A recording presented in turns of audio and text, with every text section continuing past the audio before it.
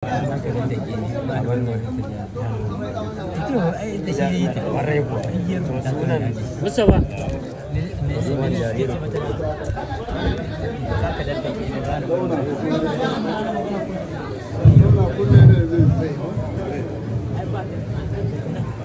بالله السميع العليم من الشيطان الرجيم. بسم الله الرحمن الرحيم. الحمد لله رب العالمين الرحمن الرحيم مالك يوم الدين، والصلاة والسلام على سيدنا ومولانا محمد الفاتح الخاتم وعلى آله حق قدره ومقداره العظيم.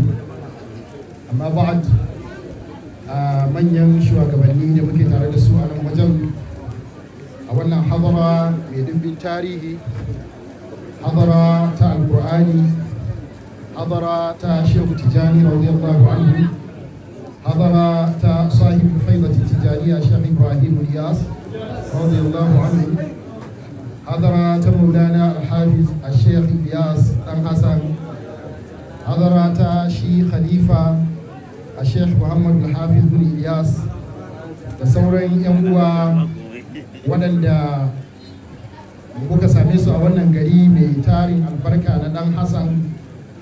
Kuma kun ji harar malam usman ya yi tauriya da ɗan hassan ɗin.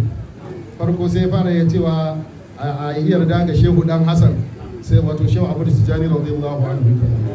So kaga kenan sunan yana ta ƙara bibiya, yana ta ƙara tsawo, kuma dama haka yake.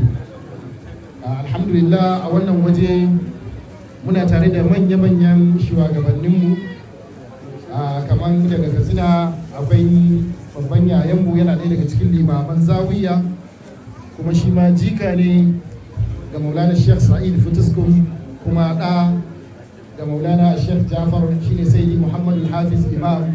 Muna tare da shi a wannan waje. Akwai malaminmu a sheikh isa bin sheikh sa'id fituskun, wanda shi kawuna ne, dan uwan mahaifiyata, kuma malamina na alkur'ani. Har yanzu nakan ce ina tuna lokacin da yake kama hannuna don ya sa in rika tsayi da yanda ake rubutu a alkur'ani a jikin allo tukuna. Haka zai rike hannuna, daga haka ina rike da alkalami, shi kuma hannunsa ya rike a baya, ina dangwalo ta wanda yana rikewa, muna zanawa haka yana koya mun yadda ake rubutu a cikin allo. Kuma har ya kai ga wani lokaci zai rika yi mun zane a cikin allon don ya rika yi rubutun a tsakiya, ya rika yin wannan a ciki. Haka yana nan gashi muna zaune tare da shi Sheikh Malam Isa mai Jalalaini.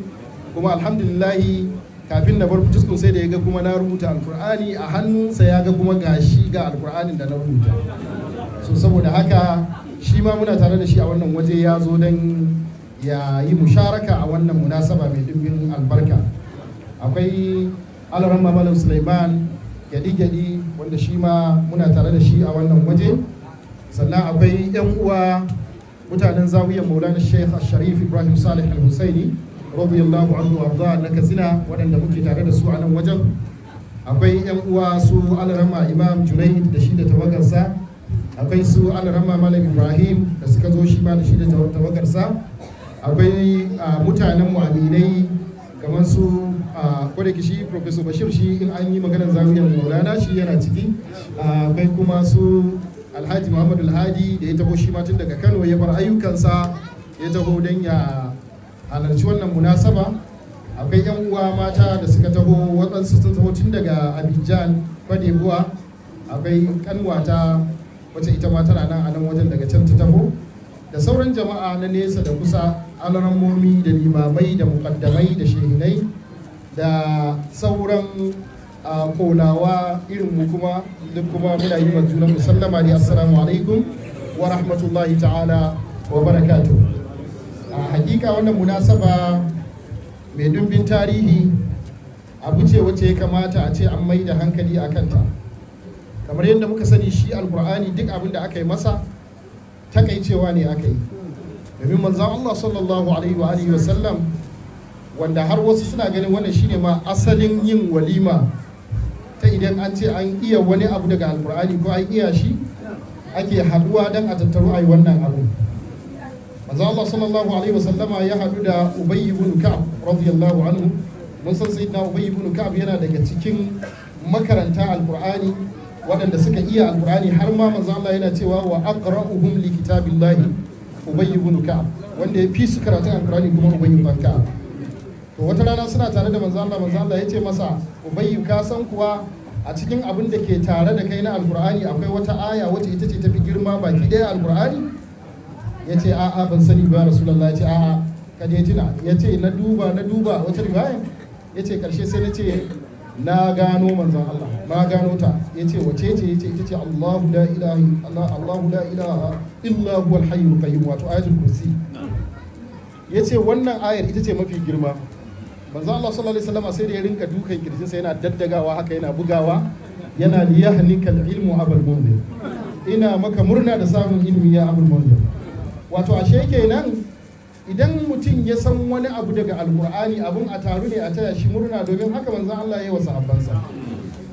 Haka nan da aka zo aka zauna a nan wajen sai aka kira wani daga cikin yan uwa ya zo ya rera mana karatun alkur'ani, wanda manzon Allah sallallahu alaihi wasallama haka yakan yi.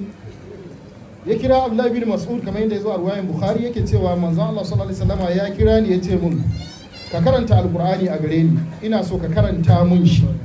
Ya ce ya Rasulullah, ya zan karanta ma alkur'ani bayan kai Allah ya saukar wa shi? Ya ce a ina so na ji shi ne daga wani ba ni ba, uridu an asma'ahu min ghairi, ina so in ji shi daga bakin wani. Ya ce sai na fara karanta suratul nisa har sai da nazo inda Allah yake cewa fa kaifa idza ji'na min kulli ummatin bi shahidin wa ji'na bika ala haula'i shahida. Ya ce sai ji manzo Allah yana cewa hasbuk hasbuk hasbuk hasbuk, ya isa ya isa ya isa. Ya ce ina daga kaina sai naga ashe hawaye yake zubarwa.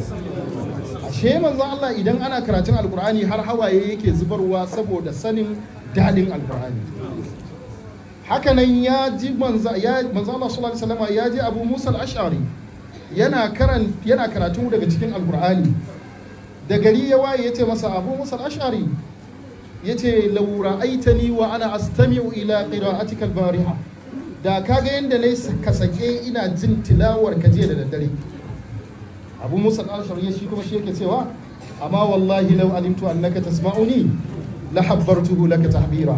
Yace manzo Allah, da a ce ko na san kana saurare na, da na ƙara rangwada maka shi, rangwadawa yadda za ka ji shi sosai. Wata rana har manzo Allah ce masa yake wallahi laqad utita mizmaran min mazamiri ali daud. Abu Musa al-Ash'ari muryar nan taka kai ka ce wallahi an baka irin kamar sarewan nan ta zamanin Annabi Dawuda, waɗanda su suka shahara da murya saboda yadda ake yi. Kaga manzo Allah yana tashji'in alqur'ani, yana tashji'i yaga ana karatun alqur'ani. To kuma kamar yadda muka sani, shi alqur'ani a duk lokacin da za a karanta shi akwai albarka a wannan wajen. Dama Allah subhanahu wa ta'ala ce kitabun anzalnahu ilayka min mubarakun, littafi ne wanda yake mai albarka. To duk inda ake karanta alkur'ani to akwai albarka a wajen. Shi yasa Sheikhul Islam yake cewa bihi yurzaqul amtar falyumnu kulluhu bi dhikri falyusrikh bi dhikri sarikhu. Yace da alkur'ani ne ake arzuta mu da ruwan sama. Yace kai duk albarka baki ɗaya da ka sani da wannan alkur'ani ne yake samunta. Don haka duk mai neman taimako to ya nema da alkur'ani. Duk wanda yake neman taimako ya nema da alkur'ani. Ka tambayi mutanen da suka daina karatun alkur'ani suka koma wani abun daban, can da suka je sun samu abin da ya kai alkur'ani daɗi? Ba su samu ba. Da suka bar shi suka koma wani waje sun samu wanda ya kai shi shiga rai. Babu abin da za ka yi shi yau ka yi gobe, amma kamar yadda manzo Allah ya faɗa, la yakhlaqu ala kathratir raddi, baya tsufa a bisa yawan maimaitawa. Shi kadai ne za ka yi yau ka yi gobe, jiya ka yi, shekaran jiya ka yi, jibi za ka yi, Allah ya raya ka kuma kana sa ran har baɗi kana yi, amma baka gaji ba, jikinka bai gaji ba, bakin bai gaji ba, zuciyar bai gaji ba, idan bai gaji ba in kana kallo ne. Wannan alkur'ani ne ya taro wannan. Sannan sai kuma ya zama duk lokacin da ake yin sa tinin lada ake samu, wanda babu wani abin da za ka samu ladan da ya kai yawan abin da za ka samu a alkur'ani. Kamar yadda nake gaya mana, shi wanda ya yi alkur'ani ya yi shi taryan ya tafi, kamar yadda yake nan ne dai a hadisin na Sayyida Aisha wanda al-Bukhari da Muslim suke riwaya na al-mahiru bil qur'ani ma as-safarati al-kiram al-barara والذي يقرأ القرآن وهو يتتعتع فيه وهو عليه شاق له أجران. gwanin alkur'ani wanda da ya bude zai yi sanda yake so yadda yake so, ya yi da sauri, ya yi kaɗan a hankali, ya ɗaga murya, ya yi ƙasa-ƙasa, ya yi da wannan kira'ar, ya yi da waccan, ya canza launi, ya wannan ya ce to inda za a nuna maka matsayinsa a wajen Allah tare yake da jakadun Allah masu girma wanda Allah ya faɗi waɗanda suke kawowa saƙonnin na nasa bi aidi safara kiramin barara, to waɗannan a nan zirin yake. Wato majalisa da mazaunin makarancin alkur'ani wanda ya iya shi, to inda ake ajiye mala'iku jakadun Allah ne yake zaune. To amma dan karka ce a to aiko wannan gara ba an tattara wa gwanaye, sai ce a'a wallazi yaqra'u alqur'ana wa huwa yatata'atu fihi, wanda yake karatun alkur'ani shi kuma alkur'ani yana masa wahala, yana yin gura-gura a cikinsa, da ƙyar zai ta da baki ya faɗa ya ci gaba. Wa huwa alaihi shaqun, alkur'ani yana masa tsauri, yana mar wahala. Lahu ajrani, yace shi kuma yana da lada biyu wanda za a bashi. Kuma kar ka manta wannan lada biyun baya cikin wancan bonus din nan na hadisin Abdullahi bin Mas'ud. Abdullahi bin Mas'ud radiyallahu anhu yana cewa manzo Allah sallallahu alaihi wasallam ya ce man qara'a harfan min kitabillahi falahu bihi hasana والحسنة بعشر أمثالها لا أقول ألف لام ميم حرف ولكن ألف حرف ولام حرف وميم حرف. yace wanda ya karanta harafi ɗaya daga littafin Allah to yana da hasana guda ɗaya. Ita ko hasana ana rubanya ta ne so 10, man ja'a bil hasanati falahu ashru amsalha. Saboda haka yace ba zan ce muku alif lam mim harafi ɗaya bane, amma alif din harafi ne, lamun harafi ne, mimun harafi ne. Saboda haka in ka ce alif lam mim a nan wajen Allah zai baka lada 30. Kuma ma da manzan Allah ya tashi kwatancan sai ya kawo wannan kurman bakin wanda dan wai karkace a ai wannan ladan da aka ce za a ba mutum kowane harafi lada 10 ga wanda yake fahimtar alkur'ani ne, sai manzan Allah ya bada misali da harafin da ba a iya fasarawa, wanda fasarar da tafi gwaninta tafi zama lafiya a cikin fasara irin su alif lam mim alif lam ra da sauransu shine kace Allah ne kadai san abin da yake nufi. Wai ita iya fasararsa shine kace ni ban ma san fasarar wannan ba, shine iya fasarar. Ita ce iya fasarar su. Da an zo aka ce alif lam mim sad kace wallahi ban ma san me wannan fasarar ba, to ita ce fasarar ta.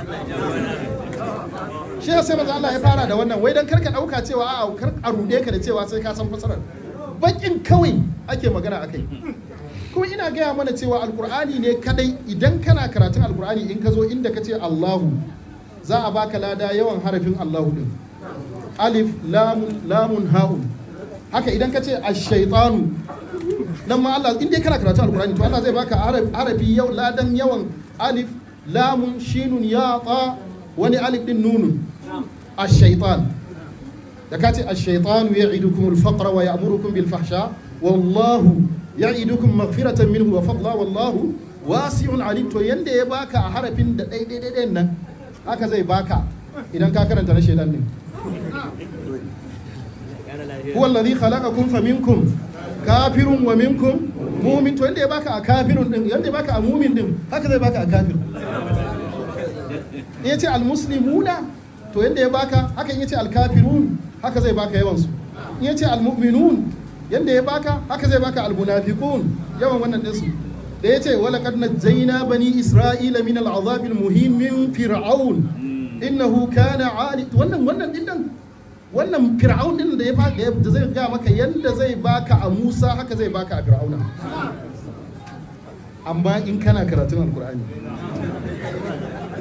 shi yasa muka rika jan ayar na a dan kara mana din haka. In ba haka ba in ka ce fir'auna kawai ka faɗi sunan wani mutumin banza, in ka faɗi annabi Musa ka faɗi sunan annabi, amma da ka fara alkur'ani shikenan automatically kana fara alkur'ani shikenan. wa hal ataka hadisu Musa dinnan Musa nan kana cewa hadisu Musa to ka karanta alkur'ani. Yanzu an baka lada yawan wannan abu, yawan wannan harafin. So idan mun dauka a bisa ga statistic da kididdigar da aka yi na yawan harufan alkur'ani a bisa ikhtilafi na yawansu, musamman alhafiz as-suyuti ya kawo mabambantan riwayoyi akan yawan kididdigar harufan alkur'ani a cikin littafinsa al-itqan.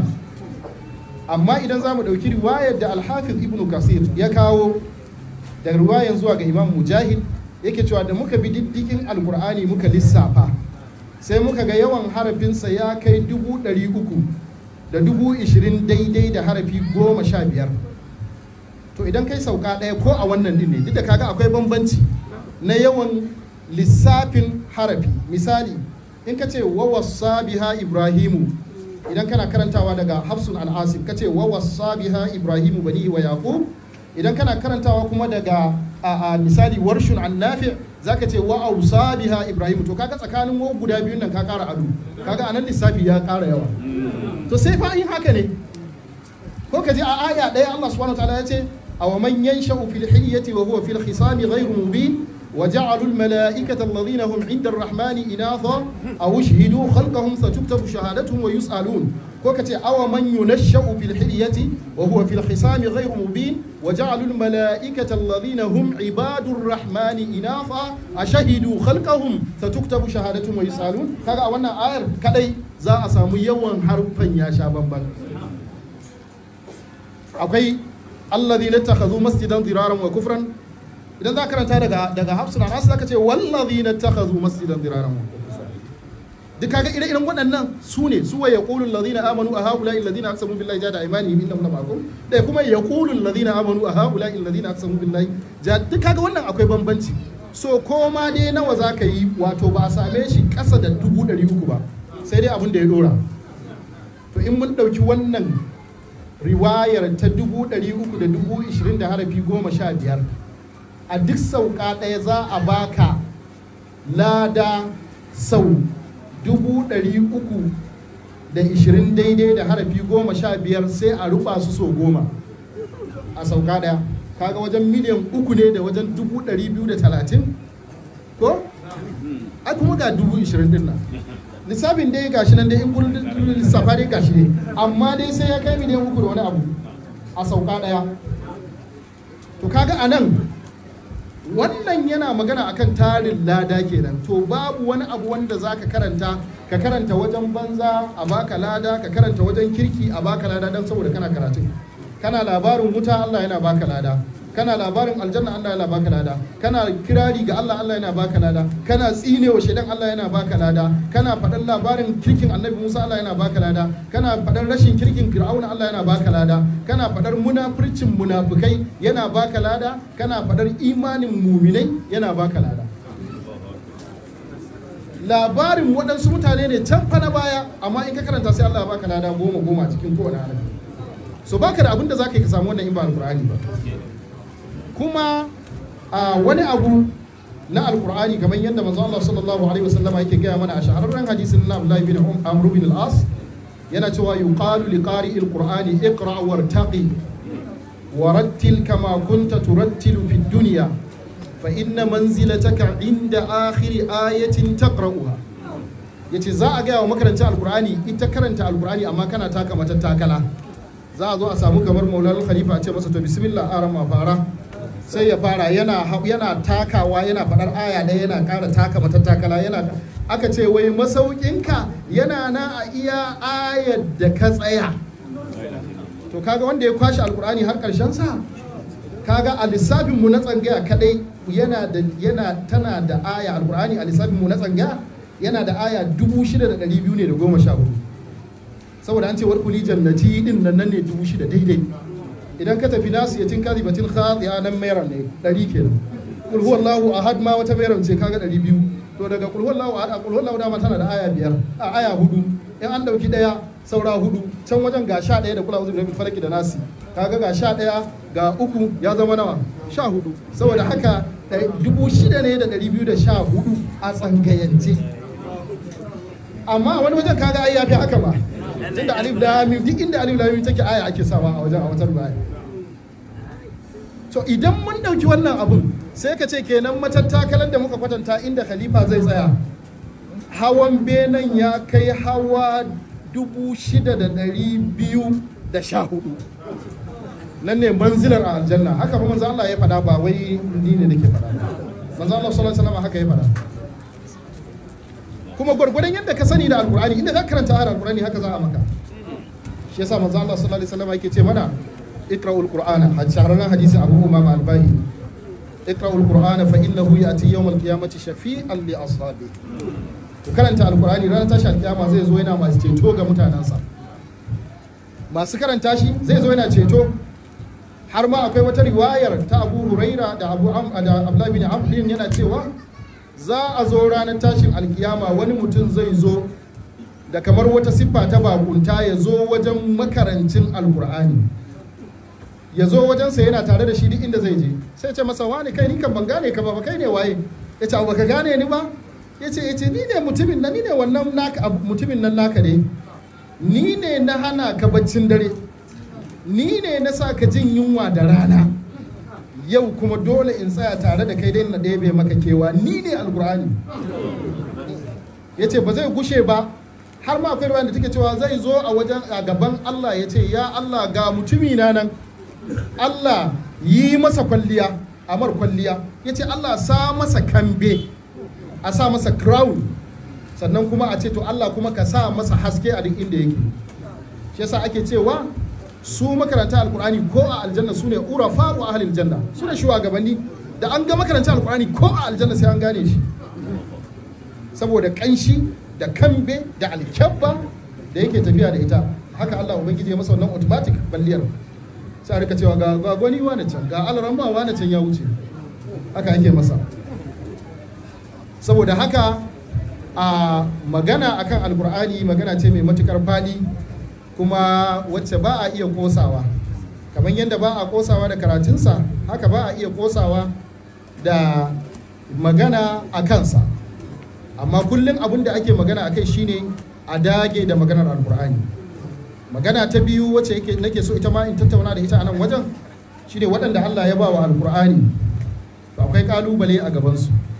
Domin manzo Allah sallallahu alaihi wasallam ya gaya mana a hadisin Abu Musa dai har wayo al-Ash'ari radiyallahu anhu yana cewa ta'ahadul Qur'an fa wallazi nafsi bi yadihi lahu ashaddu tafallutan min al-ba'ir fi ukliha aw min al-ibli fi ukliha. Yace ku rika maimaita alqur'ani, ku yi ta maimaitawa, kuna ta dagewa, kuna ta maimaitawa.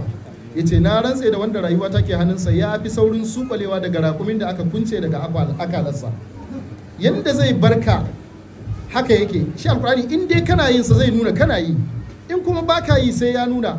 Ku kiyayi kanku da wannan kafin tilawan da ake bayarwa a ce wai ka dade ba kai karatu ba, wallahi kar ku sake ku da wannan abu. Ko ba komai so ake a raba ku da wannan tarin ladan da kuke samu. To wannan tarin ladan ina zaka same shi? Aha, saboda haka duk wani kafin tilawan da za a baka a ce kai kwana kaza ba ka yi tilawa ba, wallahi kar ka yadda da shi, kar ka yadda da shi. ba na musulmai bane. Mana to wani musulmi ne zai bada kafin tilawa ce a daina karatu alkur'ani bayan Annabi Muhammadu ya ce a yi?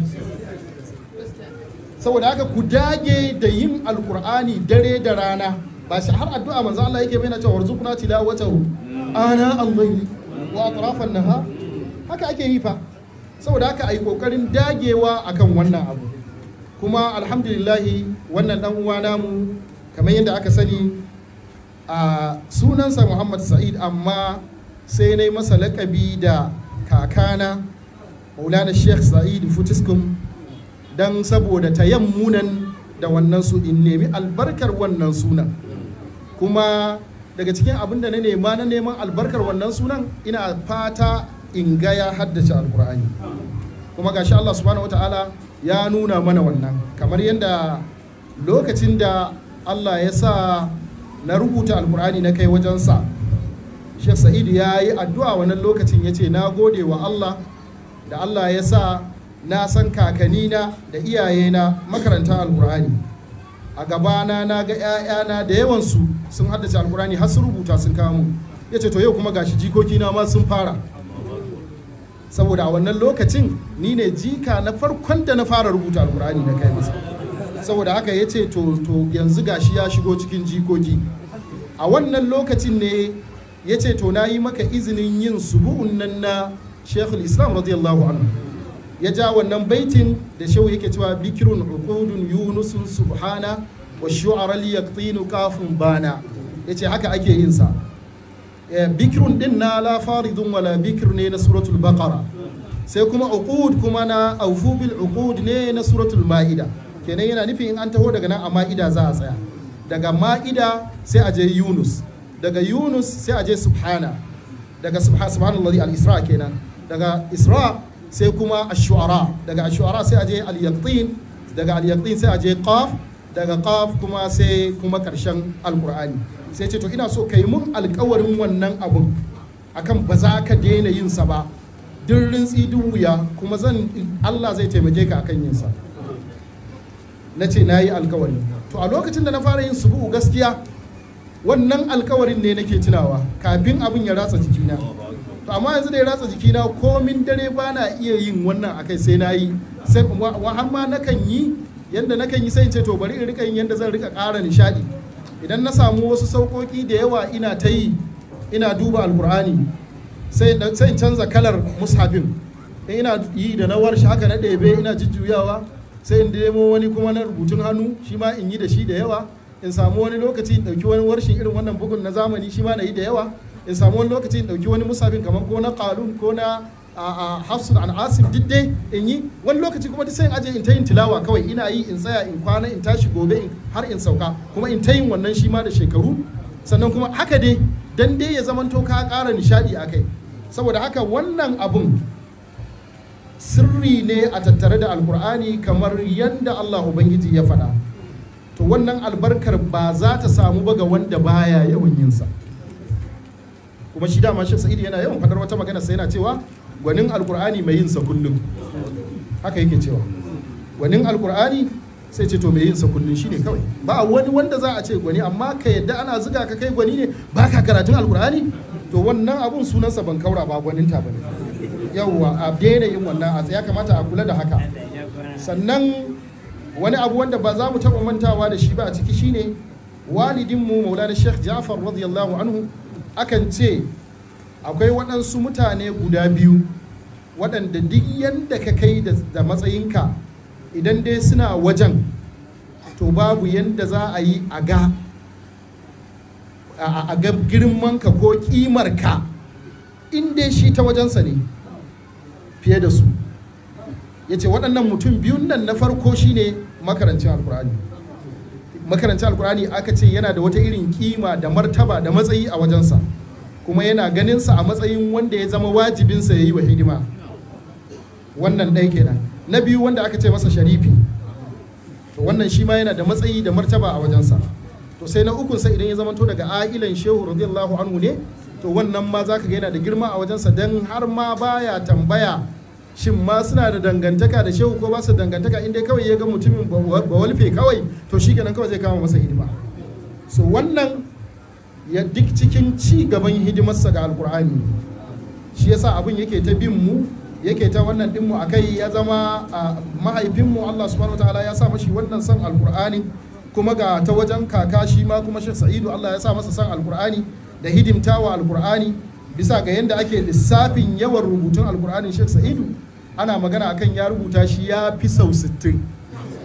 Akwai wanda suke cewa ya rubuta alkur'ani ya kai sau 66, dan an ce wai da ya yi 60 din daidai, sai ce a to ai kuma nan wajen kar ya zama kuma kowane na yi daidai da hizifin alkur'ani, bari na ƙara wa kowace 10 ɗaya sai ya zama 66.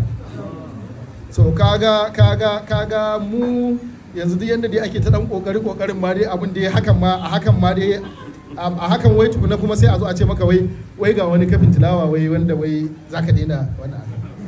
Saboda haka ya kamata kar mu yadda da wannan abun, kar mu duk wani sirrin da za a bamu ba daga wajen musulmai ba kar mu rika yi. Saboda haka muna fata Allah subhanahu wataala ya maimaita mana irin wannan zama, kuma ya sa mu dage da sauka da dawowa a cikin alkur'ani. Abdullahi bin Abbas radiyallahu anhu yana cewa wani mutum ya zo kamar yadda Tirmidhi yake riwaya, ya ce wani mutum ya zo wajen manzan Allah ya ce masa ya Rasulullah ayyul a'mali ahabbu ila Allah, aw ayyul amali ahabbu ila Allah, cikin ayyuka baki ɗaya wane ne wanda Allah ya fi so? Sai manzan Allah ya ce masa alhalul murtahil, wanda yake saukewa kuma ya ƙara sabuwar tafiya ya taso. Sai ya ce wa malhalul murtahil ya Rasulullah, wane ne wannan haka? Sai ya ce alladhi yadribu min awwalil qur'ani ila akhirih, wanda zai bugo tun daga farkon alkur'ani ya gangaro ya taho ya yi yamma malam sai ya zo yammacin alkur'ani, kuma gobe kuma ya koma ya dauko kuma daga gabar kuma ya sake wa yamma. To wanda yake yin wannan shine alhalul murtahil, shine Sheikh al-Islam yake cewa hubbi wa shauqi fihi la yashfihi siwa hululi wa irtihali fihi.